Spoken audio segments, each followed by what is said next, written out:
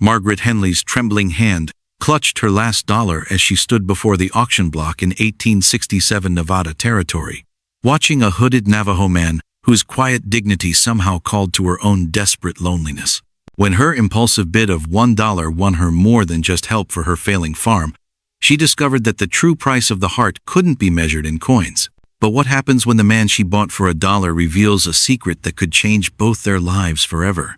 Blood dripped from Margaret Henley's torn fingernails as she clawed through the dirt behind her cabin, searching for the mason jar buried beneath the old oak tree. The Nevada Territory sun beat down mercilessly on this October morning in 1867, but desperation kept her digging even as sweat stung her eyes. "Please be there," she whispered to the empty air, her voice cracking like dried leather. 6 months ago, she had buried this jar containing her last hope coins saved from selling Edwin's tools, hidden from the creditors who circled her small farm like hungry wolves. Her shovel struck glass with a sound that made her heart leap. Inside the jar, $3 silver and 47 cents in copper pennies caught the morning light. Not enough to save the farm, but enough for something. She wasn't sure what yet. The sound of horses approaching made her freeze. Through the gaps in her wooden fence, she spotted Harold Buckley riding up her dusty path, his black stallion kicking up clouds that settled on everything like a curse. Behind him rode 2 men she didn't recognize, their faces hard as the rocks that jutted from the Nevada hills. Margaret quickly buried the jar again and brushed dirt from her dark dress. Buckley had been sniffing around her property since Edwin died of cholera, making offers that sounded generous but felt like threats. His ranch stretched across most of the valley, and her small farm sat right in the middle of his expansion plans. "Morning, Margaret," Buckley called out, tipping his hat with fake politeness. His smile reminded her of a snake she'd once seen swallow a mouse whole. "Thought I'd stop by and see how you're managing." "Managing just fine, Harold." Margaret kept her voice steady, though her heart hammered against her ribs like a trapped bird. "No need for concern." Buckley dismounted and walked closer, his boots crunching on the dry grass. "Now, that's not what I'm hearing in town. Word is, you're behind on payments to the bank. Word is, you might lose this place before winter sets in." Margaret's hands clenched into fists at her sides. The banker, Mr. Peterson, had promised to keep her business private. Apparently, promises meant less than gossip in Silver Creek. "My business is my own," she said, lifting her chin the way her mother had taught her when facing down bullies. "Course it is," Buckley agreed, but his eyes were already measuring her property like a man planning to divide up a pie. "Just thought you should know I'm still willing to pay fair price for your land. $500 cash money, enough to start fresh somewhere else, maybe back east, where a woman alone might have better prospects." $500. The amount hung in the air between them like smoke from a gun barrel. It was more money than Margaret had ever seen at one time, more than Edwin had made in 3 good years combined. But it was also surrender, giving up the only home she'd ever known to a man who thought her loneliness made her weak. "I'm not selling," Margaret said, surprised by the strength in her own voice. Buckley's smile tightened. "Think on it. Winter's coming, and this territory doesn't forgive folks who aren't prepared." He remounted his horse with practiced ease. "Offer stands through the end of the month." After that, he shrugged, leaving the threat unfinished. After they rode away, Margaret stood in her yard, feeling like a sparrow facing down a hawk. She looked at her small cabin with its sagging porch, at the garden where stubborn weeds grew taller than corn, at the barn that leaked when it rained. Everything needed work she couldn't afford, repairs that required money she didn't have. But this was her place. Edwin had built it with his own hands, board by board, nail by nail. They had planned to fill it with children who never came, had dreamed of growing old together, watching sunsets from the front porch. Those dreams lay in the cemetery now, alongside Edwin's bones, but the land remained. Margaret walked to the well and drew up a bucket of cool water, splashing it on her face to wash away the dust and fear. As she did, she heard something unexpected: laughter and music drifting from the direction of town. It was auction day, she remembered suddenly. The 3rd Saturday of every month. Folks gathered in the town square to buy and sell everything from livestock to household goods. An idea began forming in her mind, wild and desperate as a Mustang breaking free from a rope. She had $3.47, not enough to save her farm, but maybe enough to buy help. Maybe enough to buy time. Margaret changed into her best dress, the blue one with tiny flowers that Edwin had liked. She pinned her brown hair back in a neat bun and looked at herself in the cracked mirror above her wash basin. At 32, she looked older than her years, worn down by grief and worry, but her green eyes still held fire, and her jaw still knew how to set with determination. She hitched up her horse, Buttercup, to the small wagon Edwin had built for trips to town. The mare was getting old, her brown coat now more gray than anything else, but she still had spirit. Like me, Margaret thought as they rolled down the dusty road toward Silver Creek. The town buzzed with activity when she arrived. Ranchers, farmers, shopkeepers, and drifters crowded around the auction platform in the center of the square. The smell of dust, sweat, and livestock filled the air, mixed with the sweet scent of apple pies cooling on Mrs. Patterson's windowsill. Margaret tied Buttercup to a hitching post and made her way through the crowd. The auctioneer, a thin man named Collins with a voice like a rusty gate, was selling off furniture from the Peterson house. Apparently, the banker's own wife had decided to redecorate, which struck Margaret as ironic given how tight he claimed money was for everyone else. "Next lot," Collins announced, his voice cutting through the chatter. "One Navajo. Strong back. Quiet nature. Good for farm work or mining. Bidding starts at $5. Margaret's attention snapped to the platform like iron drawn to a magnet. A man stood there, bound with rope and wearing a burlap sack over his head.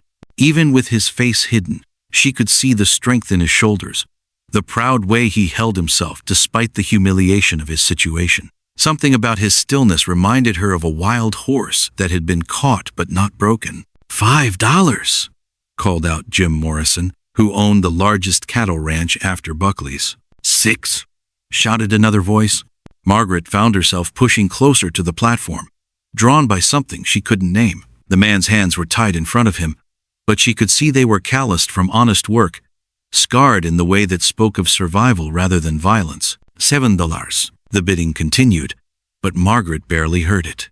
She was thinking about Buckley's threat, about winter coming, about the work that needed doing on her farm. She was thinking about loneliness and desperation, and the strange ways that fate sometimes offered solutions when you least expected them. Going once for $7. Margaret's hand moved toward her purse without conscious thought. Inside, her fingers found the coins she had dug up that morning. $3.47. Not nearly enough to win the bidding, but enough for something else entirely. Going twice. The words escaped her lips before her mind could catch them, hanging in the air like smoke from a spent match. $1. Silence fell over the auction yard like a heavy blanket, broken only by the sound of wind whistling through the gaps between buildings. Every face in the crowd turned toward Margaret, and she felt heat rise in her cheeks as she realized what she had done. Did she say $1? Someone whispered loudly enough for everyone to hear. Laughter began rippling through the crowd, starting soft but growing louder with each passing second. Men slapped their knees and women covered their mouths with gloved hands, but their eyes sparkled with cruel amusement. The widow's lost her mind, Mrs. Henderson declared, her voice carrying the authority of someone who had appointed herself judge of everyone else's business. Poor dear probably doesn't even know what she's bidding on. Margaret's face burned with embarrassment, but she kept her chin high. She had made her bid, foolish as it might seem to others, and she would stand by it. There was something about the man on the platform that called to her, something in the way he held himself that reminded her of her own determination to keep standing despite everything trying to knock her down. The auctioneer, Collins, scratched his head beneath his worn hat. In 30 years of running auctions, he had never encountered a situation quite like this. The current bid was $7, and here was a widow offering one. It went against every rule of sensible commerce. "Ma'am," he said carefully, "the current bid is $7. You'd need to bid 8 or higher to stay in the running." "I bid $1, Margaret repeated, her voice stronger this time. She wasn't sure why she was doing this, only that something deep inside her insisted it was right. $1 for the man. More laughter erupted from the crowd, but not all of it was cruel. Some folks seemed genuinely puzzled by her behavior, while others looked almost impressed by her boldness. In a territory where most people played it safe, Margaret Henley was doing something completely unexpected. "Now hold on," Jim Morrison protested. His weathered face creased with annoyance. That's not how auctions work. She can't just ignore the current bid and offer less. Collins wiped sweat from his forehead with a red handkerchief. He had been hoping for a simple day of selling furniture and livestock, not dealing with whatever this situation was turning into. But as he looked at Margaret's determined face, something in her expression reminded him of his own daughter, who had died of fever 3 winters back. There was a desperation there, but also a kind of courage that deserved respect. Actually, Collins said slowly, there's nothing in the territorial law that says a seller has to accept the highest bid. The owner can choose to sell to whoever they want, for whatever price they want. He turned to look at the man who had brought the Navajo to auction, a grizzled prospector named Pete Watkins, who had captured him during a raid on an illegal mining camp. Watkins spat tobacco juice into the dust and shrugged.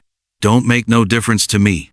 $1's a dollar, and I wasn't planning on keeping him fed through winter anyway. Too much trouble. The crowd buzzed with confused murmurs, but Collins raised his hand for quiet. Mrs. Henley, you understand what you're bidding on? This man is being sold for labor. He's not a hired hand who can quit when he wants. He's property, legal and binding. Margaret's stomach twisted at the word property, but she nodded. She understood the law, even if she didn't like it. In 1867, the practice of selling captured Indians was still legal in many parts of the territory, a fact that made her feel sick but didn't change her current situation. I understand, she said quietly. Then sold. Collins brought his gavel down with a sharp crack that seemed to echo across the square. 1 Navajo man to Mrs. Margaret Henley for $1. The crowd began to disperse, some folks shaking their heads in bewilderment, while others whispered among themselves about the strange transaction they had just witnessed.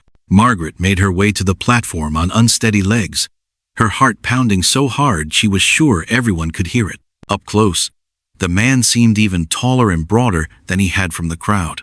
The burlap sack over his head moved slightly with each breath, and she could see his chest rising and falling in the steady rhythm of someone trying to stay calm in an impossible situation.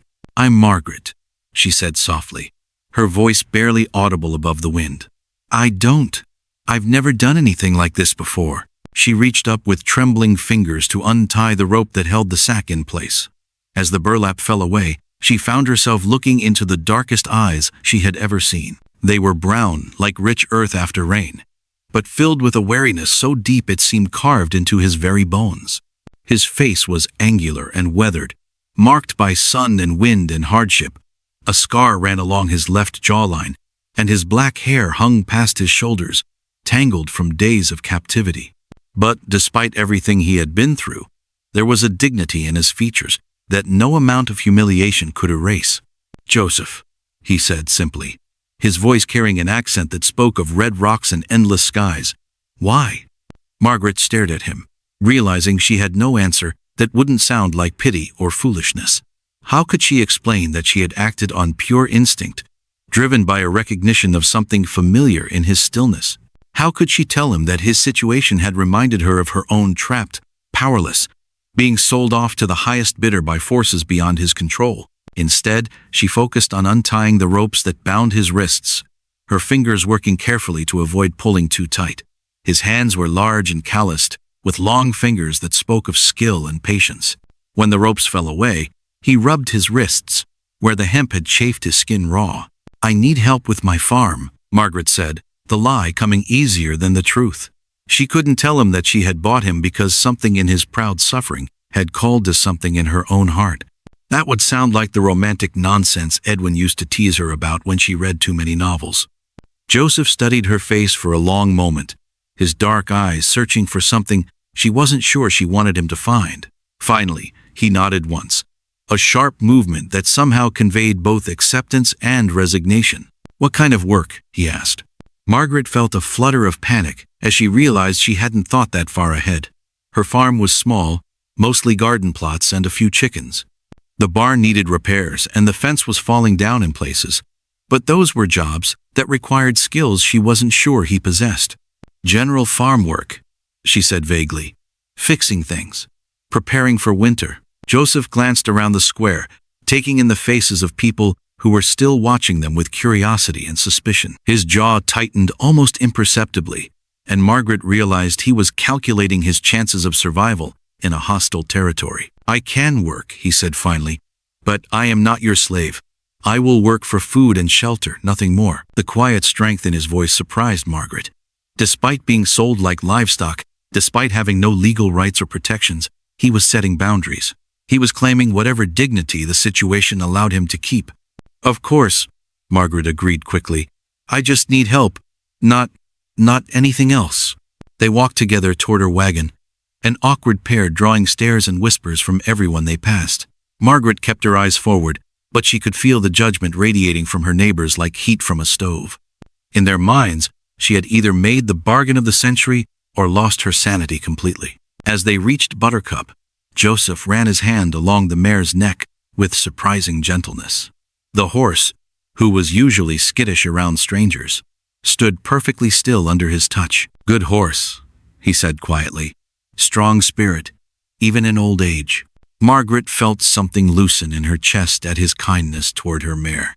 A man who treated animals with respect couldn't be all bad, no matter what circumstances had brought him to the auction block. They climbed onto the wagon bench, sitting carefully apart with space between them that felt both necessary and awkward. As Margaret picked up the reins, she caught sight of Harold Buckley watching them from across the square. His expression was unreadable, but something in his eyes made her stomach clench with worry. The ride back to her farm passed in uncomfortable silence, broken only by the creak of wagon wheels and Buttercup's steady hoofbeats. Margaret kept stealing glances at Joseph from the corner of her eye, wondering what thoughts were running through his mind. Was he planning to run away at the first opportunity? Was he angry about being sold like property? Was he dangerous? But when she looked at his hands resting calmly on his knees, at the patient way he endured the stares of people they passed on the road, she felt her fears begin to ease. Whatever else Joseph might be, he didn't seem like a man prone to violence or cruelty. As they turned up the dusty path to her cabin, Margaret realized she had crossed a line she could never uncross. She had bought a human being for $1, and now she had to figure out what that meant for both of their futures. The sun was beginning to set behind the mountains, painting the sky in shades of gold and crimson that reminded Margaret of the fire that burned in her own heart, small but stubborn, refusing to be extinguished despite everything trying to snuff it out. The sound of an axe splitting wood echoed across Margaret's farm at dawn, each strike sharp and purposeful like a heartbeat refusing to quit. She opened her eyes in the darkness of her bedroom, confused for a moment about who could be working so early, then remembered the man sleeping in her barn. Joseph had been on her property for exactly 1 week, and already everything felt different. Not just the steady rhythm of productive work, but something deeper, the sense that her small farm was no longer holding its breath, waiting to die. Margaret dressed quickly in the pre-dawn darkness and stepped onto her porch, wrapping her shawl around her shoulders against the October chill. Through the morning mist, she could see Joseph's silhouette beside the woodpile, his movements efficient and controlled as he split logs into perfect pieces for her stove. In 7 days, he had repaired the fence that had been falling down for months, cleared the weeds from her vegetable garden, and somehow coaxed her 3 stubborn chickens into laying eggs again.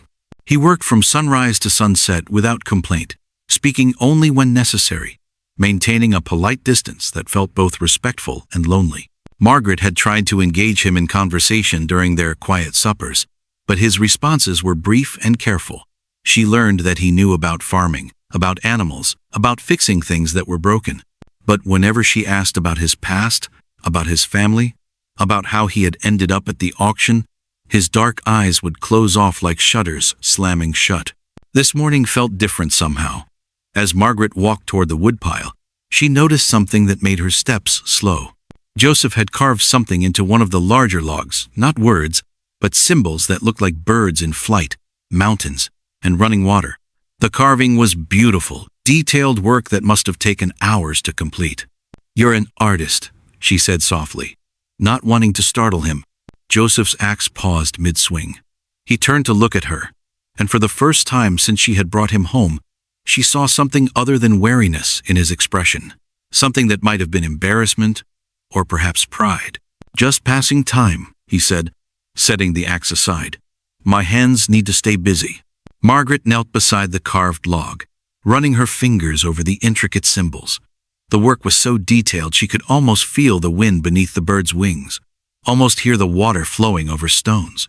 "What do these mean?" she asked. Joseph was quiet for so long she thought he wouldn't answer. When he finally spoke, his voice was softer than she had ever heard it. "Home," he said simply. "The place where I was born. Where my people lived before." He stopped, his jaw tightening. "Before what?" "Before the soldiers came. Before they decided our land was worth more than our lives." Joseph picked up another log and positioned it on the chopping block, but didn't raise the axe. "My wife died in the fighting. My son." His voice broke slightly. "They took him to a mission school. Said they would make him civilized." Margaret felt her heart clench at the pain in his voice. She had known that terrible things happened to Indian families. Everyone in the territory knew, but hearing it from someone who had lived through it made the knowledge sharp and immediate. "How old was your son?" she asked gently. 7 when they took him. Brown hair from his mother, my eyes." Joseph's hands gripped the axe handle so tightly his knuckles went white. "They called him Little Wolf. Now they probably call him something else. Some white man's name that means nothing." Margaret sat down on a nearby stump, her legs suddenly unsteady. She had bought Joseph for $1, thinking she was solving her own problems, but his problems were so much bigger, so much more painful than anything she had faced.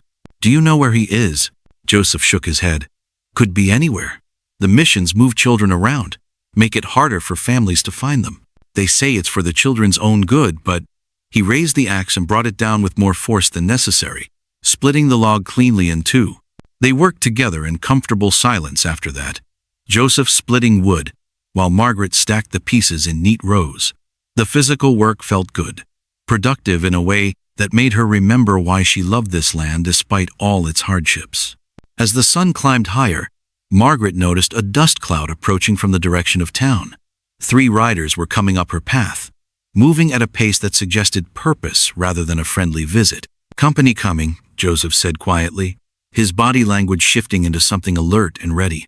Margaret shaded her eyes with her hand and recognized the lead rider with a sinking feeling in her stomach. Harold Buckley, riding his black stallion like a man who owned the world. Behind him rode Sheriff Coleman and a third man she didn't recognize, someone with the hard look of a professional fighter. "Get inside," Margaret told Joseph, but he shook his head. "Running makes things worse," he said. "I stay." The riders pulled up in front of Margaret's cabin, their horses stamping and snorting from the hard ride. Buckley dismounted with theatrical flair, his silver spurs jingling as his boots hit the ground. "Morning, Margaret," he called out, his voice carrying false cheer that made her skin crawl. "Sheriff Coleman here wanted to have a word with you about your new employee." Sheriff Coleman was a thin, nervous man who had been elected more for his willingness to do what powerful people wanted than for any skill at keeping the peace. He climbed down from his horse awkwardly, clearly uncomfortable with whatever errand had brought him here. "Mrs. Henley," he said, touching the brim of his hat, "I need to ask you some questions about this Indian you bought at auction." "What kind of questions?" Margaret kept her voice steady, though her heart was racing. The third man, who hadn't been introduced, stepped forward. He was big and mean-looking, with scars on his hands that spoke of a life spent hurting people for money. "There's been reports," the sheriff continued, glancing nervously at Buckley, "reports that you might be harboring a dangerous fugitive." Margaret felt anger flare in her chest like a match struck in darkness. "Joseph has been working on my farm. He hasn't done anything wrong." "Joseph, is it?" Buckley's smile was sharp as a knife blade. "And how do you know that's his real name? How do you know he's not lying about who he is, what he's done?" The unnamed man spoke for the first time, his voice gravelly and unpleasant. "I heard there was a Navajo who escaped from a work gang up north, killed 2 guards, stole a horse. Could be this one." Margaret looked at Joseph, who stood perfectly still beside the woodpile. His face revealed nothing, but she could see the tension in his shoulders, the way his hands hung loose and ready at his sides. "That's ridiculous," she said firmly. "Joseph has been here for a week. He's done nothing but honest work." "See, that's the problem with your kind of thinking, Margaret," Buckley said, his false friendliness finally dropping away. "You want to see the best in people, even when they don't deserve it, even when it puts you in danger." Sheriff Coleman pulled a piece of paper from his vest pocket. I got a warrant here to search your property for stolen goods and to question your hired man about his whereabouts during the past month." Margaret's mind raced as she tried to think of a way out of this trap. She had no doubt that Buckley was behind this sudden investigation, probably paying the sheriff to harass her until she gave up and sold her land. "What stolen goods?" she demanded. "Horse," the unnamed man said. "Saddle. Maybe some weapons." He looked directly at Joseph. "Things a man might take when he's running from the law." Joseph finally spoke, his voice calm and clear. "I have stolen nothing. I have killed no one. I came to the auction because I was captured and sold, same as livestock." "That what you say?" the man sneered. "But we only got your word for it." "And my word," Margaret said, stepping closer to Joseph. "I know this man. He's been working for me, eating at my table, sleeping in my barn. If he was dangerous, don't you think I'd know it?" Buckley laughed, a sound like breaking glass. "Margaret, honey, you wouldn't know danger if it bit you on the nose. You're a widow woman living alone, soft-hearted and soft-headed. Not your fault, just how God made you." The condescension in his voice made Margaret's temper flare white-hot. She had spent months listening to people tell her what she could and couldn't handle, what she did and didn't understand. She was tired of being treated like a child who couldn't be trusted to make her own decisions. "Get off my property," she said, her voice shaking with anger. "All of you. Right now." Sheriff Coleman looked uncomfortable. "Now, Mrs. Henley, I got a legal warrant here. I can't just—" "Then show me the warrant," Margaret demanded, holding out her hand. "Let me read exactly what it says." Coleman hesitated, glancing at Buckley, who nodded slightly. The paper he handed her was official-looking, with a territorial seal at the top, but as Margaret read it, she realized something important. "This warrant is for searching the Morrison Ranch," she said slowly. "Jim Morrison's place, not mine. Someone made a mistake." The sheriff's face went red as he snatched the paper back and studied it more carefully. "Well, I'll be," he muttered. Buckley's expression darkened. "Doesn't matter. I still say there's something suspicious about this whole arrangement. Widow woman buying an Indian for $1? Doesn't make sense." "Makes perfect sense to me," Margaret replied. "I needed help. He needed work. Simple business transaction." "Nothing simple about it," the unnamed man said. "Indian living this close to town, working a farm, getting ideas above his station. That's how trouble starts." Joseph stepped forward slightly, and Margaret could feel the tension radiating from him like heat from a stove.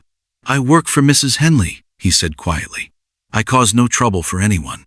"Yet," the man said meaningfully, Margaret realized that this confrontation was about more than just harassment.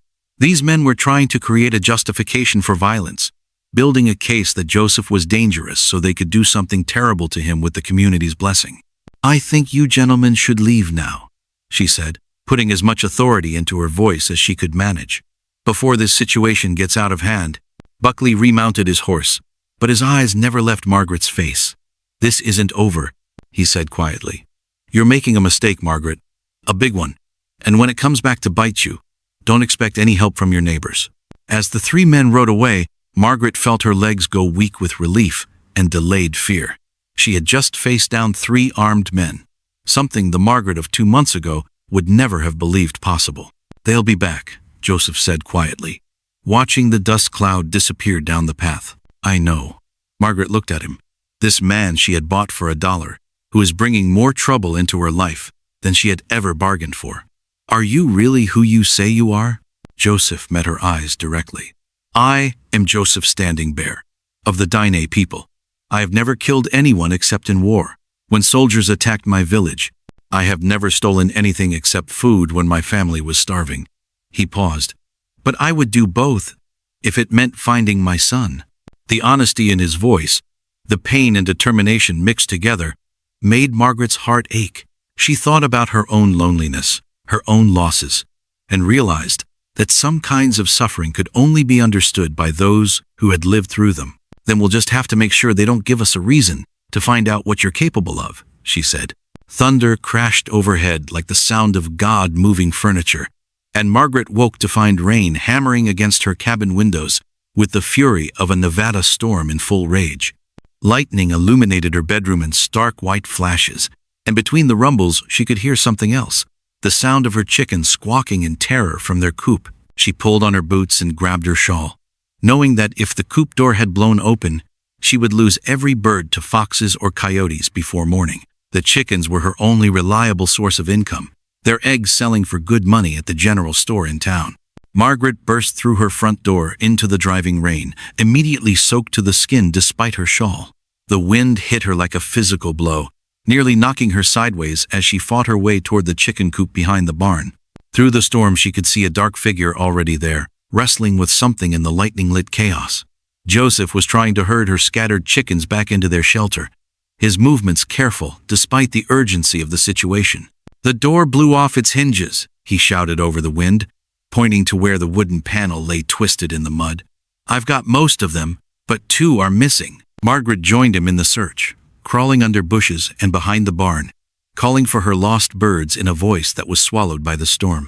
Lightning revealed the landscape in frozen moments, trees bent nearly horizontal, her vegetable garden flooded, and everywhere the silver curtain of rain falling harder than she had ever seen.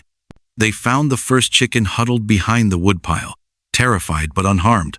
The second was nowhere to be seen, until another lightning flash revealed it perched impossibly high in the old oak tree, apparently having flown up there in panic. "I'll get it," Joseph called, but Margaret grabbed his arm. "Too dangerous," she shouted back. The lightning, as if to prove her point, a bolt struck somewhere close, the crack of thunder coming almost instantly. But Joseph was already moving toward the tree, his movements sure and fluid despite the treacherous conditions. Margaret watched in amazement as he climbed the oak with the skill of someone who had grown up treating trees like ladders. Even in the storm, soaked and blinded by rain, he moved with a confidence that spoke of deep familiarity with the natural world. He reached the chicken just as another lightning bolt illuminated the scene, and Margaret's heart stopped as she realized how exposed he was up there. If lightning struck the tree while he was in it, but Joseph was already climbing down, the rescued chicken tucked safely inside his shirt. He dropped the last few feet and ran with Margaret toward the barn, both of them gasping and shivering as they finally reached shelter. Inside the barn, they worked together to secure the chickens in a makeshift pen, using old boards and rope. The birds huddled together, still frightened but safe from the storm that continued to rage outside. "Thank you," Margaret said, pushing wet hair out of her eyes. "I would have lost them all without your help." Joseph was examining a scratch on his arm where a tree branch had caught him during the climb. "Chickens are important," he said simply. "Worth the risk." Margaret looked at him more closely in the lamplight and realized the scratch was deeper than it first appeared, bleeding steadily down his forearm. "You're hurt." "It's nothing." "It's not nothing." Margaret moved closer, studying the wound with growing concern. "That needs to be cleaned and bandaged before it gets infected." They made their way through the continuing storm to her cabin, both of them dripping water on her clean floors. Margaret lit the oil lamp in her kitchen and gathered supplies: clean cloth, whiskey for disinfecting, needle and thread in case stitches were needed. "Sit," she instructed, pointing to a chair at her small table. "Let me take a look at that arm." As Margaret cleaned the wound, she became aware of how close they were sitting, how her hands looked pale against his darker skin, how steady his breathing remained, despite what must have been considerable pain. The scratch was long but not too deep, requiring careful cleaning but no stitches. "You climb trees like you grew up in them," she said, trying to distract both of them from the intimacy of the moment. "All children climb trees," Joseph replied, "but tiny children learn to climb like our lives depend on it. Sometimes they do." Margaret began wrapping the clean cloth around his arm, her fingers careful not to pull too tight. "Were you happy? As a child, I mean. Before." Joseph was quiet for so long she thought he wouldn't answer. Outside, the storm continued its assault on the cabin, but inside the small kitchen felt warm and protected, a safe space where difficult truths might be spoken. "Very happy," he said finally. "My father taught me to hunt, to track, to read the sky for weather. My mother taught me the stories of our people, the songs that keep the world in balance." His voice grew softer. "I thought that life would last forever. I thought I would teach the same things to my own son." Margaret tied off the bandage and sat back, but didn't move away from the table. "What was your wife like?" A smile crossed Joseph's face, the first real smile she had seen from him. Laughing water was bright, like sunshine on the river. She could make anyone smile, even the old grandmothers who complained about everything. The smile faded. She died protecting our son when the soldiers came, threw herself between him and a rifle. Margaret felt tears threaten at the image his words created. I'm sorry. She saved him that day, but they took him anyway, said he would be better off forgetting his savage ways. Joseph's hands clenched into fists on the table. 3 years now, and I don't know if he remembers her face, remembers the song she sang to him. Margaret reached out without thinking and covered one of his fists with her hand. His skin was warm and calloused, marked by years of hard work and harder losses. Children don't forget their mothers, she said quietly. No matter what anyone tells them, no matter how much time passes, the love stays with them. Joseph looked down at her small hand covering his much larger one, and something shifted in his expression.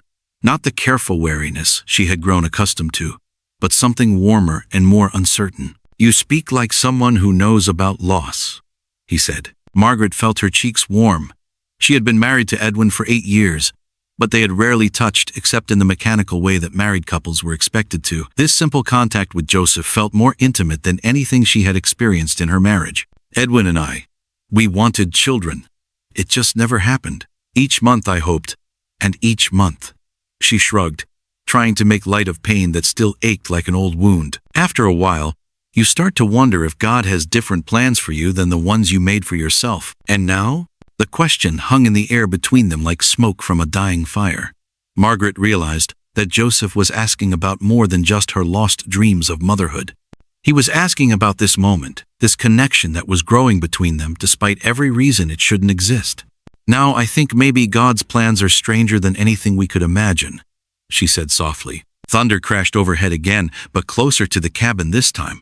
The storm was moving directly over them, turning the world outside into a war zone of wind and lightning. Margaret rose to check the windows, making sure they were properly latched against the driving rain. As she moved around the small cabin, she became aware of Joseph watching her with an expression she couldn't quite read. There was gratitude there, and something that might have been affection, but also a sadness so deep it made her chest ache. What are you thinking? She asked, turning to face him directly. Joseph was quiet for a moment, studying her face in the lamplight. When he spoke, his voice was barely audible above the storm. I am thinking that you are not what I expected when I stood on that auction block. What did you expect? Someone who would use me for labor and nothing more. Someone who would see me as property, not as a person. He paused. Someone who would not climb trees in lightning storms to save chickens that belonged to someone else. Margaret felt her breath catch at the warmth in his voice. Those chickens belong to me too now. We're partners, I suppose, in keeping this place running. Partners. Joseph repeated the word like he was testing how it felt in his mouth. Yes, I think we are. Outside, the storm began to weaken, the thunder moving farther away and the rain settling into a steady but gentler rhythm. But inside the cabin, something new was beginning, a recognition that the dollar Margaret had spent at the auction had bought something neither of them had expected. As they sat together in the warm lamplight, both of them still damp from their rescue mission, Margaret realized that for the first time since Edwin's death, she didn't feel alone. And from the way Joseph was looking at her, she suspected he might be feeling the same thing. But partnership was a dangerous word in their situation. A white widow and a Navajo man working together as equals was exactly the kind of arrangement that made people like Harold Buckley nervous. And nervous people in positions of power had a way of making life very difficult for those who challenged their expectations. Margaret looked at Joseph's bandaged arm, at the scratches he had earned saving her chickens, and realized that they had crossed another line tonight. They were no longer just a woman who had bought a man, and a man who had been bought. They were two people who had chosen to take care of each other, and that choice was going to change everything. Smoke was rising from the Morrison Ranch when Margaret spotted it from her kitchen window, a black column against the November sky that made her stomach drop like a stone thrown down a well. She had been kneading bread dough, her hands covered in flour, when the distant sound of gunshots cracked across the valley like breaking branches. "Joseph," she called, her voice sharp with alarm. "Something's wrong at the Morrisons." Joseph appeared in the doorway, his face already grim with concern. He had been mending harness leather in the barn, but the gunfire had clearly reached his ears too. In the 3 weeks since the storm, they had settled into a comfortable routine of shared work and quiet conversations. But now danger was intruding on their peaceful existence. Could be Indian raids, Joseph said carefully, though something in his expression suggested he suspected otherwise. Or it could be something else. Margaret wiped her hands on her apron and moved to get a better view from the window. The Morrison Ranch lay 2 miles south, hidden behind a ridge of hills, except for the smoke now marking its location like a funeral pyre. "We should go help," she said, already reaching for her shawl. "No," Joseph's voice was firm. "Too dangerous. We don't know what's happening." But even as he spoke, they could see a rider approaching at full gallop, horse and man both lathered with sweat and foam. As the figure drew closer, Margaret recognized young Tom Morrison, Jim's 15-year-old son, bent low over his horse's neck and riding like death itself was chasing him. Tom pulled up in their yard so hard his horse nearly sat down, its sides heaving like bellows. The boy's face was white with terror and streaked with tears, his clothes torn and dirty. "Mrs. Henley," he gasped, "you got to help us. They came at dawn, said Pa was harboring dangerous Indians, said they had authority to search everywhere." Margaret felt ice form in her veins. "Who came, Tom? Who's at your ranch?" "Buckley, and maybe 20 men, some I never seen before. They got Pa tied up. Said they found evidence he was hiding runaway Indians. Ma's crying and the little ones are screaming and they're burning everything." Tom's words tumbled over each other in his panic. Joseph stepped forward, his face carved from stone. "What kind of evidence?" Tom looked at Joseph with desperate eyes. "Blankets. Indian blankets, they said, proved Pa was helping fugitives. But Pa bought those blankets fair and square from a trader last month. I was with him." Margaret's mind raced as she tried to understand what was happening. Jim Morrison was no friend to Indians. He had bid against her at the auction where she bought Joseph. But he was also a decent man who wouldn't harbor fugitives or break territorial law. "They planted evidence," she said, the realization hitting her like cold water. "Buckley planted those blankets to give himself an excuse to take the Morrison Ranch." Joseph nodded grimly. "Same thing they tried here with the false warrant. But this time they came prepared with proof." Tom's horse was still breathing hard, foam dripping from its bit. "They said they're coming here next. Said this whole valley needs to be cleaned out of Indian sympathizers. Pa told me to warn you, said you should run while you still can." Margaret looked at Joseph, seeing her own thoughts reflected in his dark eyes. If they ran now, they would be admitting guilt. But if they stayed, they would be facing 20 armed men, with nothing but their own courage and whatever weapons they could find. "How long do we have?" Joseph asked. Tom glanced back toward the smoke rising from his family's ranch. "Maybe an hour, maybe less. They were still searching when I left, but they'll be done soon." Margaret made a decision that surprised even herself. "Tom, take your horse to the well and let it drink. Then ride to town as fast as you can and find Marshal Carson. Tell him what's happening." "Marshal Carson ain't in town," Tom said, shaking his head. "He rode north 3 days ago, won't be back for a week." The news hit Margaret like a physical blow. Carson was the only lawman in the territory who might stand up to Buckley, the only one who cared more about justice than profit. "Then ride to the telegraph office," she said. "Send word to the territorial capital. Tell them armed men are attacking ranches under false pretenses." Joseph touched her arm gently. "Margaret, we need to face reality. 20 men with guns against 2 people with." He looked around their small farm. "What do we have? 1 old hunting rifle and good intentions?" Margaret felt something fierce and stubborn rise up in her chest, the same feeling that had made her bid $1 for a man at auction. "We have the truth, and we have each other." Tom looked between them with wide eyes. "You ain't really gonna fight them, are you? Mrs. Henley, these ain't regular folks upset about something. These are hard men, killers, some of them." "Then you better ride for help right now," Margaret said firmly. "Go, Tom, fast as you can." The boy hesitated for 1 more second, then nodded and ran for his horse. Within moments he was galloping north toward town, leaving Margaret and Joseph alone with the sound of wind and the distant smell of smoke. Joseph walked to the barn and returned with Edwin's old rifle, checking to make sure it was loaded. "This won't stop 20 men." "No," Margaret agreed, "but maybe we don't need to stop them. Maybe we just need to make them think twice about what they're doing." She moved through the cabin quickly, gathering the few valuable things she owned, her mother's silver hairbrush, Edwin's pocket watch, the deed to the farm. If they survived this, she wanted proof of what belonged to her. As she worked, Joseph watched her with an expression that mixed admiration and concern. "You know what this means," he said quietly. "If we fight Buckley and lose, it won't just be the ranch you lose. It'll be everything." Margaret paused in her packing and looked at him directly. "And if we don't fight, we lose everything anyway. At least this way we go down swinging." Joseph was quiet for a moment, then nodded slowly.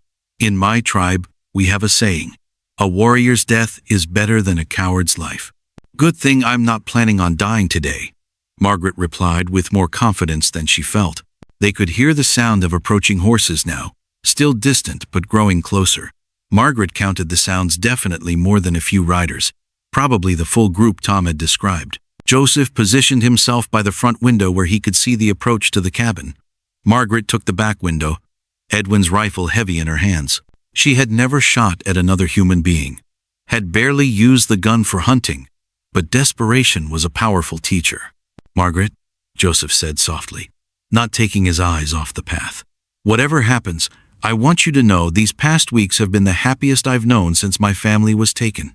Margaret felt tears threaten at the sincerity in his voice. "Joseph, don't talk like we're saying goodbye. We're going to get through this." "Maybe," he said. "But if we don't, I needed you to know." The sound of horses was getting closer now, accompanied by voices and the jingle of spurs.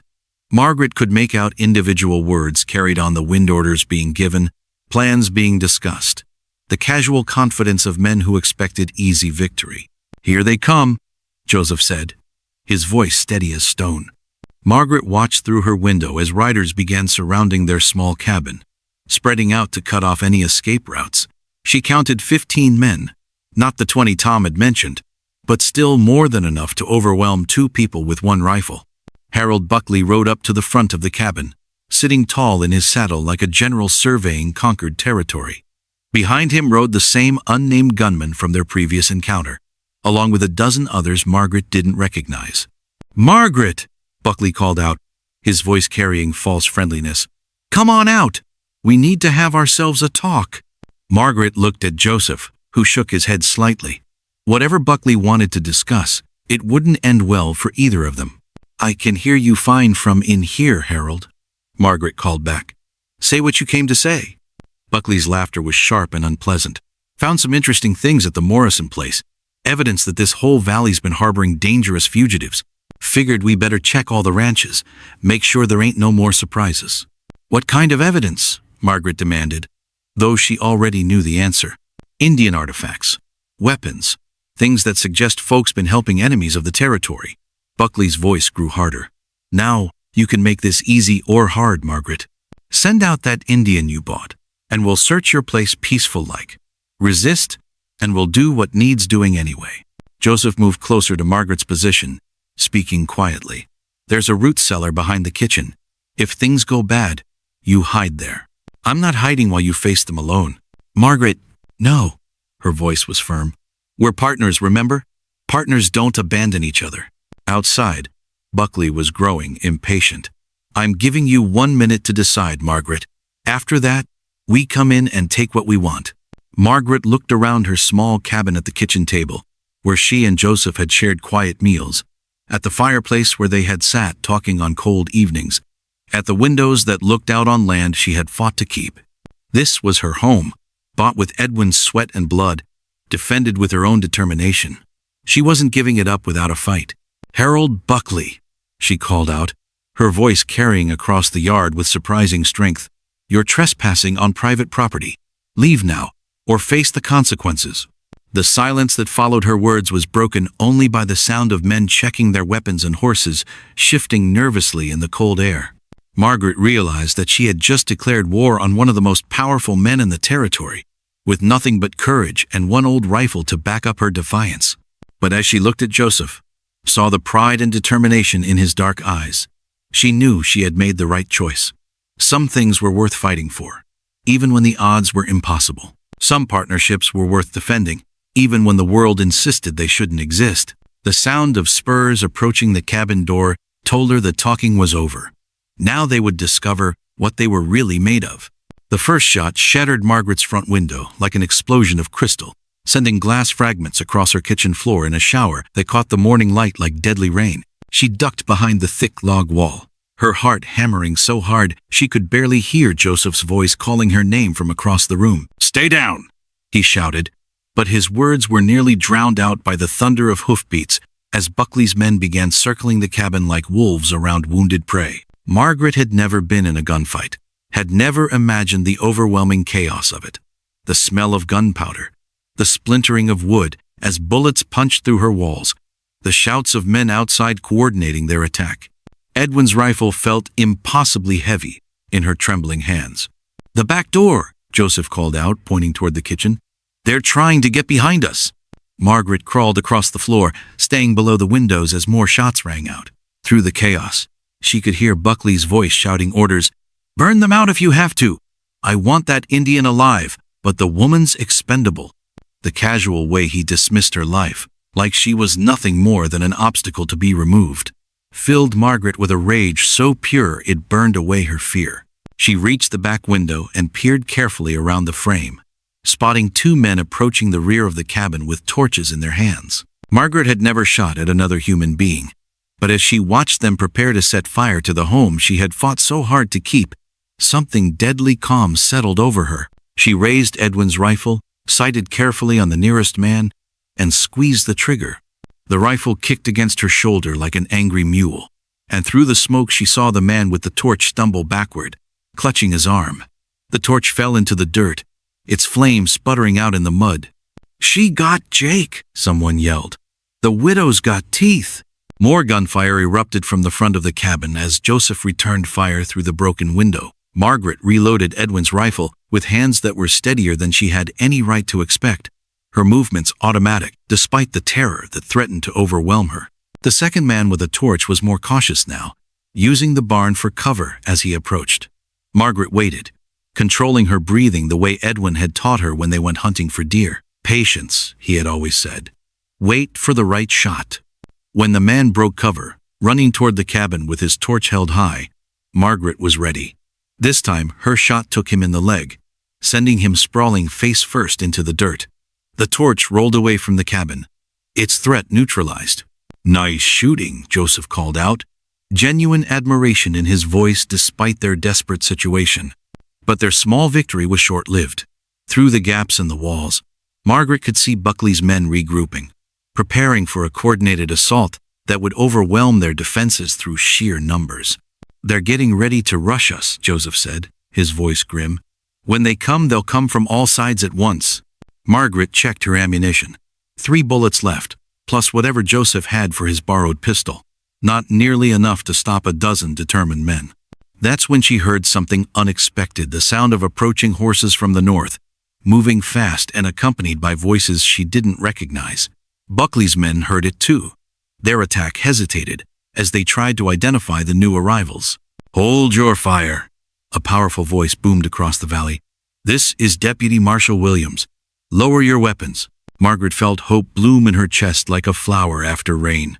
Tom Morrison had found help after all, had somehow located a federal lawman who was willing to intervene. Through the broken window, she could see a man in a marshal's uniform riding into the yard, followed by 6 well-armed deputies. Deputy Marshal Williams was a big man with gray hair and the kind of presence that made people pay attention when he spoke. "Harold Buckley," Williams called out. "I'm ordering you and your men to stand down immediately." Buckley rode forward to meet the marshal, his face dark with fury at this unexpected interference. "This is territorial business, Williams. Federal law doesn't apply here." "Federal law applies everywhere, Buckley, especially when it comes to armed groups attacking private property." Williams gestured toward the cabin. "Mrs. Henley, are you and your companion injured?" Margaret stood carefully, staying ready to duck if shooting resumed. "We're alive, Marshal, but they've been trying to burn us out." Williams turned back to Buckley, his expression hard as granite. "Is that true? Were you planning to burn down a woman's home?" "We were trying to apprehend a dangerous fugitive," Buckley replied, but some of the confidence had gone out of his voice. "We have evidence that Mrs. Henley has been harboring escaped Indians." "What evidence?" Buckley gestured to one of his men, who rode forward carrying a leather saddlebag. Indian artifacts found on neighboring properties, proof of a conspiracy to aid enemies of the territory. Williams took the bag and examined its contents, blankets, jewelry, and other items that looked authentically Native American. But as he studied them more closely, his expression grew skeptical. "These items are brand new," he said finally. "Never been used, never been worn. They look like the kind of things you'd buy from a trader, not personal belongings of fugitives." Margaret watched Buckley's face change as he realized his planted evidence wasn't convincing the marshal. The confident predator was being challenged by someone with real authority, and he didn't like it. "Even so," Buckley said, "harboring Indians is against territorial law. Mrs. Henley bought that man at a legal auction. She owns him, which makes her responsible for his actions." Williams dismounted and walked toward the cabin, his hand resting casually on his gun butt. "Mrs. Henley, may I speak with you and your employee?" Margaret emerged from the cabin, Joseph beside her, both of them keeping their hands visible and non-threatening. Up close, Deputy Marshal Williams looked like a man who had seen enough violence to last several lifetimes, but who still believed in doing the right thing. "Ma'am," he said, touching his hat brim respectfully, "I'm investigating reports of illegal activities in this valley. Can you tell me about your arrangement with this gentleman?" "Joseph works my farm in exchange for food and shelter," Margaret said clearly. "He's free to leave any time he wants. I don't consider him property." Williams looked at Joseph directly.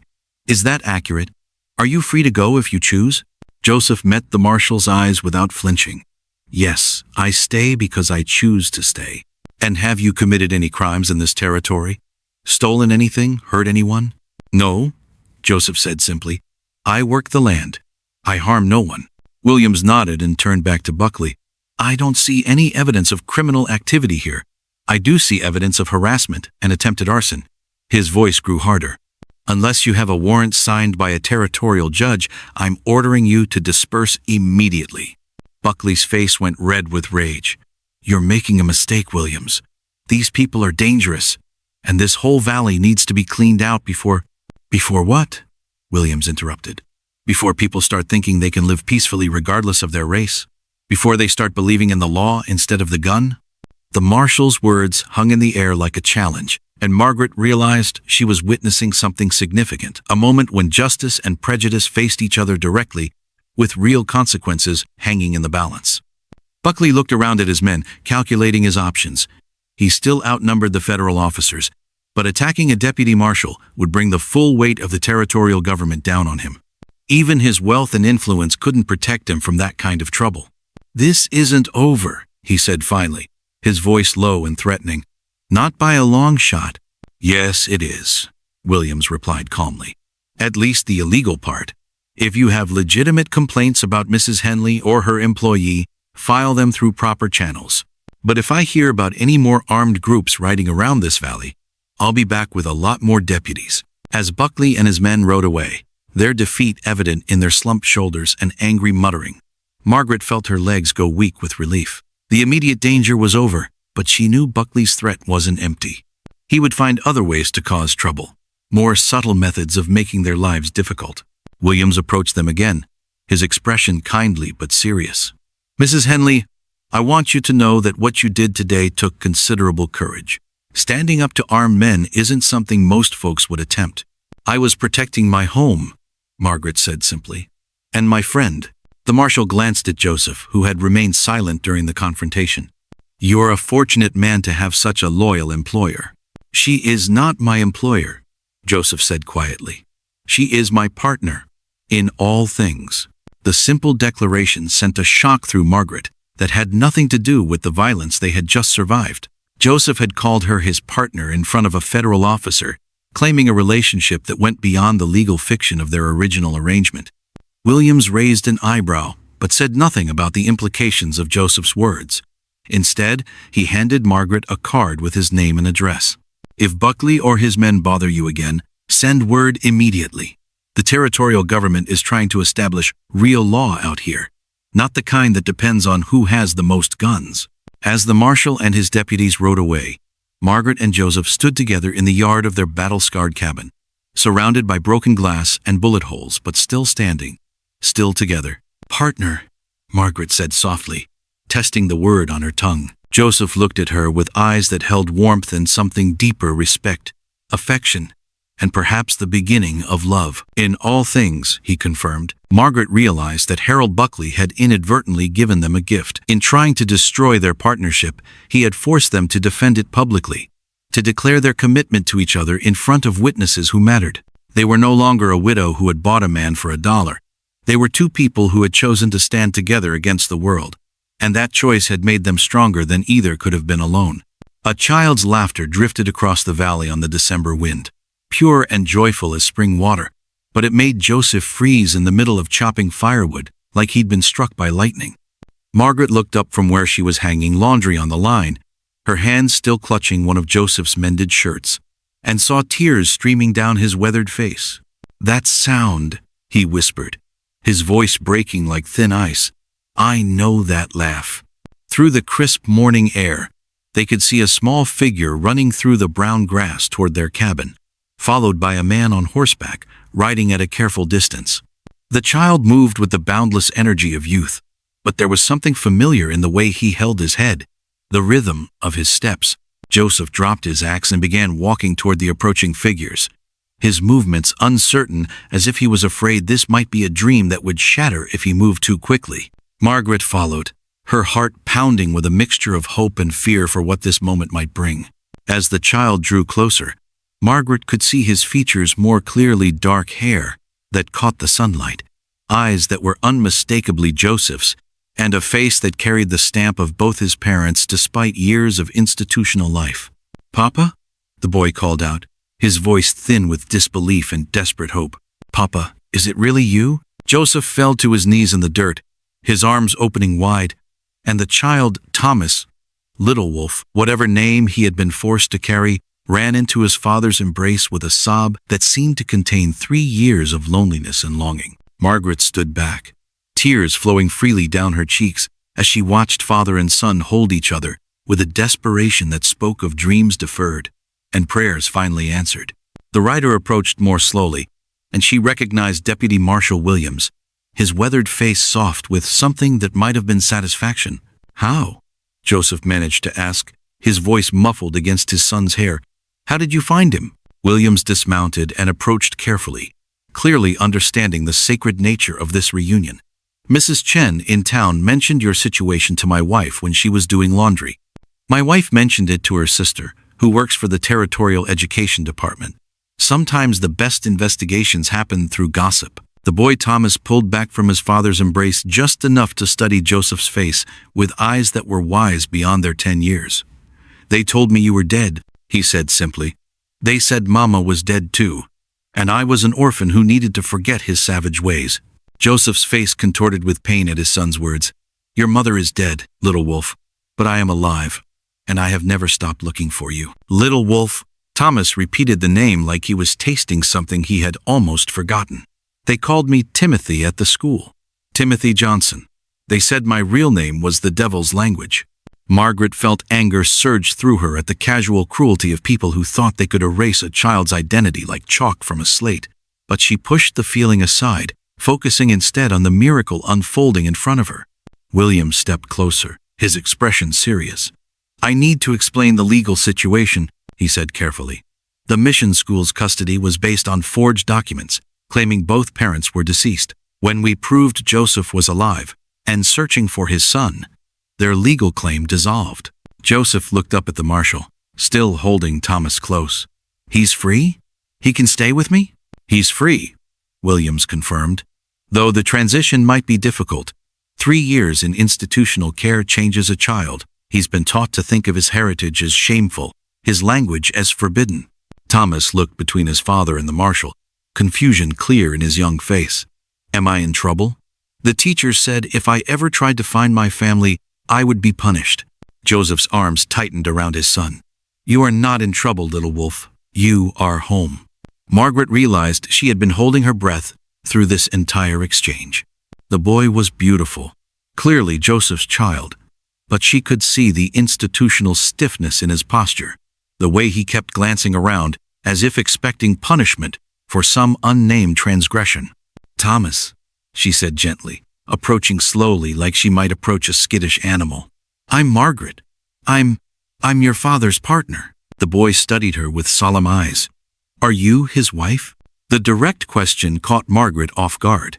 She and Joseph had never discussed marriage, had barely acknowledged the feelings growing between them. But Thomas was looking at her with the frank curiosity of childhood, waiting for an answer that would help him understand his place in this new world. "I'm his friend," Margaret said carefully.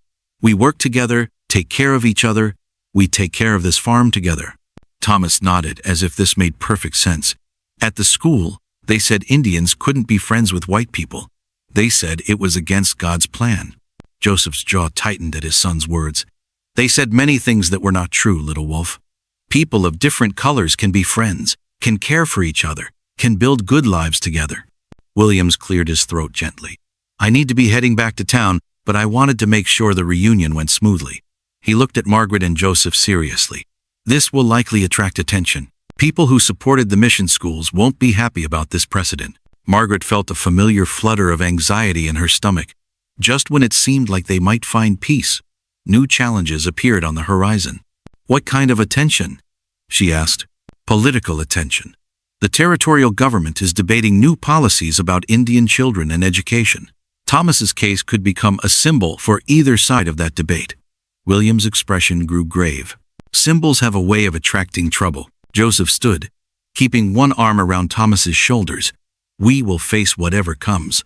We have faced worse." After Williams rode away, the three of them stood together in the yard, an unlikely family bound by choice rather than blood. Margaret realized she felt nervous in a way she hadn't expected, not about external threats, but about whether she belonged in this reunion, whether there was room for her in the relationship between father and son. "Are you hungry?" she asked Thomas, falling back on the universal motherly instinct to feed anyone who looked like they needed care. The boy's eyes lit up with an eagerness that spoke of institutional meals that never quite satisfied. "Yes, ma'am. Very hungry." As they walked toward the cabin, Thomas peppered his father with questions in a mixture of English and halting Navajo, his native language clearly rusty from disuse. Margaret listened to Joseph patiently answer each question, explaining where they were, how long he had been searching, what their life was like now. Inside the cabin, Margaret busied herself preparing a meal while father and son sat at the kitchen table, simply looking at each other, as if trying to memorize every detail. She found herself studying Thomas surreptitiously, noting the way he held himself with careful precision, the way he waited for permission before touching anything.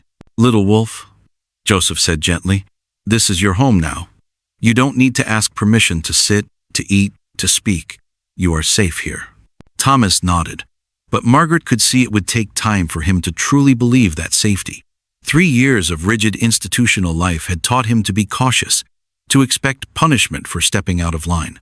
As she served the meal venison stew, fresh bread, milk from their cow, Margaret watched Thomas eat with the focused intensity of someone who had learned not to waste food. But gradually, as his hunger was satisfied and the warmth of the cabin settled around him, she saw him begin to relax. "Papa," he said suddenly, "do you still know the story about Coyote and the stars?" Joseph's face lit up with joy. "I know all the stories, little wolf, and I will teach them to you again, if you want to remember." "I want to remember everything," Thomas said fiercely. "Everything they tried to make me forget." Margaret felt her heart clench at the determination in the child's voice. He was so young to carry such anger, such resolve. But she also recognized something familiar in his expression, the same stubborn strength she had seen in Joseph's face, the same refusal to be broken that had drawn her to his father. As the afternoon wore on, Margaret found herself included in their conversations in ways that felt natural and right. Thomas asked her about the farm, about the animals, about how she and his father had met. When she told the story of the auction, his eyes grew wide with amazement. "You bought Papa for $1? He asked incredulously. "Best dollar I ever spent," Margaret replied, earning a smile from Joseph that warmed her all the way through. But as evening approached, new challenges began to surface.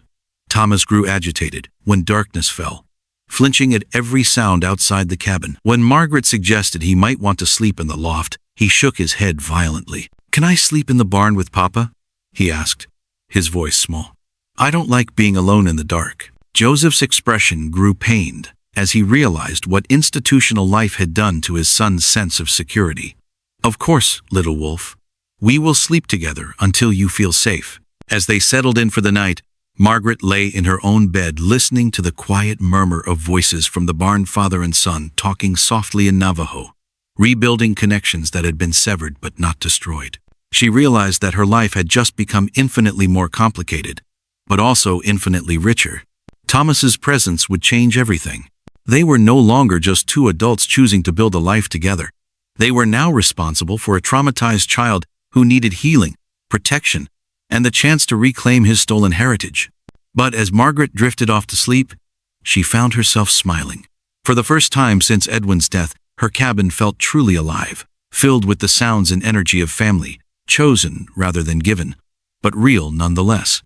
Tomorrow would bring new challenges, new threats from people who disapproved of their unconventional arrangement. But tonight, a father and son were together again, and Margaret Henley was no longer a lonely widow struggling to survive. She was part of something larger, something worth fighting for, something that had begun with a dollar bid and grown into love. Spring sunshine streamed through the new glass windows of Margaret's cabin as she watched Joseph teach Thomas to plant corn in the traditional way, their hands dark against the rich soil that had been turned and prepared with winter's patient work. 6 months had passed since Thomas's return, and the boy had grown taller, stronger, more confident in ways that showed healing could happen even after deep wounds. The corn must have sisters, Joseph was explaining, his voice carrying the rhythm of old teachings. Beans to climb the stalks, squash to shade the ground. They help each other grow, just like families do. Thomas nodded solemnly, then grinned. Like you and Margaret help each other? Margaret felt heat rise in her cheeks at the boy's direct question. In the months since Thomas's arrival, she and Joseph had grown closer in ways that were both obvious and unspoken. They shared the work of raising Thomas, made decisions together about the farm, sat together in the evenings while the boy practiced his Navajo or carved small animals from wood scraps. But they had never named what was growing between them, never discussed the future beyond the immediate needs of each day. Perhaps because naming it would make it real, and real things could be taken away. Yes, Joseph said simply, meeting Margaret's eyes across the garden. Like families help each other. A rider approaching from town interrupted the peaceful morning, and Margaret felt her stomach tighten with familiar anxiety. Visitors still meant potential trouble, even though Deputy Marshal Williams had kept his word about protecting them from Harold Buckley's harassment. But this rider was young Tom Morrison, now grown into a man at 16, his face serious but not frightened, as it had been during the attack on his family's ranch. "Mrs. Henley," he called out, dismounting with the easy grace of someone raised on horseback. "Got news from town you need to hear." Margaret wiped her hands on her apron and walked over, Joseph and Thomas following. Tom's expression was hard to read, not angry or scared, but carrying the weight of information that would change things. "What is it, Tom?" "Buckley's dead," Tom said simply. "Shot in a card game last night at the Silver Dollar Saloon." The words hit Margaret like cold water, unexpected and disorienting. Harold Buckley had been the shadow hanging over their lives for months, the threat that never quite materialized but never quite disappeared. Now he was simply gone. "Who shot him?" Joseph asked quietly. "Traveling gambler named Pierce. Seems Buckley accused him of cheating, went for his gun, and Pierce was faster." Tom shrugged. "Sheriff says it was self-defense. Witnesses back up Pierce's story." Margaret found herself struggling to feel any emotion about Buckley's death beyond relief. The man had tried to burn her out of her home, had threatened her family, had made her life a constant state of watchful tension. His death meant safety in ways she was only beginning to understand. "There's more," Tom continued. "Buckley's nephew from back east is coming to settle the estate. Word is he's planning to sell off all the ranch land, divide it up into smaller parcels for homesteaders." This news carried different implications. Buckley's massive ranch had dominated the valley's economy and politics. With it broken up, the balance of power would shift dramatically. "What does that mean for us?" Margaret asked. Tom smiled for the first time since arriving. "Means you folks are going to have neighbors who aren't beholden to Harold Buckley. Means families looking to start fresh, work their own land, mind their own business." Joseph nodded slowly, and Margaret could see him processing the implications. More people meant more witnesses to their way of life, more potential allies, but also more potential problems from those who disapproved of their arrangements. "There's something else," Tom said, his expression growing more serious. "Territorial governor's planning a visit next month, coming to see how the new homestead policies are working out. Word is he's particularly interested in unusual situations." Margaret felt her heart sink. Political attention was exactly what Deputy Marshal Williams had warned them about. Thomas's case had apparently become the symbol Williams had predicted, drawing scrutiny from the highest levels of territorial government. "What kind of interest?" Joseph asked, his voice carefully neutral. "Both kinds," Tom replied honestly. "Some folks think what you've done here proves that different people can live together peacefully. Others think it's an example of what happens when proper social order breaks down." Thomas, who had been listening quietly, stepped closer to his father. "Are they going to take me away again?" Joseph's arm went around his son's shoulders immediately. "No one is taking you anywhere, little wolf. You belong here with us." Margaret felt a fierce protectiveness surge through her at the worry in Thomas's voice.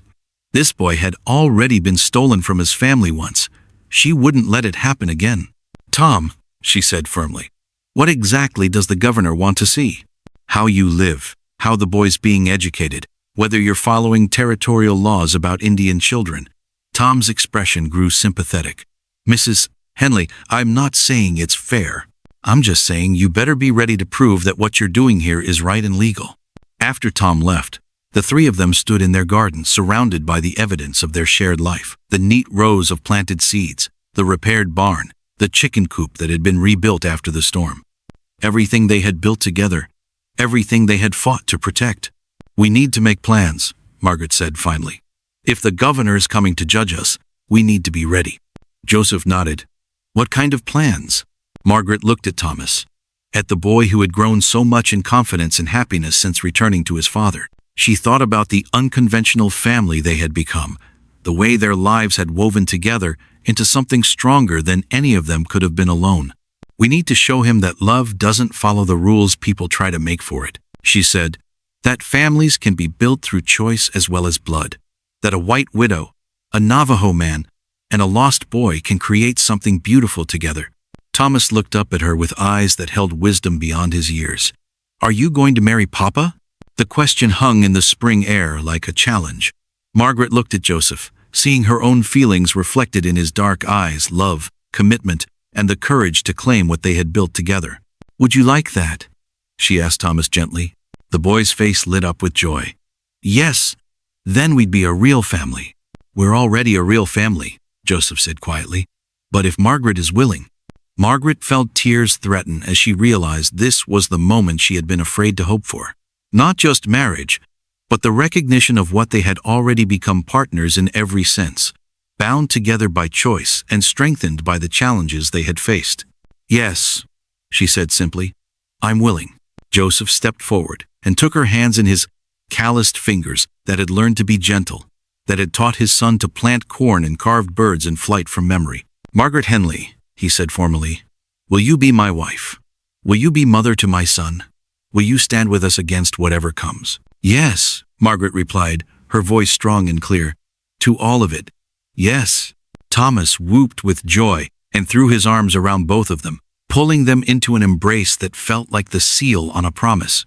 As they held each other in the spring sunshine, Margaret realized that her story had come full circle, from the desperate woman who bid $1 for hope to the woman who had found everything she never dared to dream of. They would face the governor's visit together. They would prove that their family, chosen and claimed, was as real and valid as any other. They would show the world that love was stronger than prejudice, that courage could triumph over convention. Margaret looked out over their land, their home, their future, and knew that whatever challenges lay ahead, they would meet them as they had met everything else together, with the strength that came from choosing each other daily, choosing love over fear, choosing hope over the easy path of surrender. The $1 she had spent at that auction had bought her more than a man's labor. It had bought her a future she never could have imagined, a family she never could have planned, and a love that proved the most valuable things in life couldn't be measured in money. As they walked back toward their cabin, Toward the dinner that waited and the evening that would be spent planning their wedding and preparing for whatever political storms might come, Margaret Henley smiled with the confidence of a woman who had learned the difference between what she could afford and what she was worth. And she was worth everything.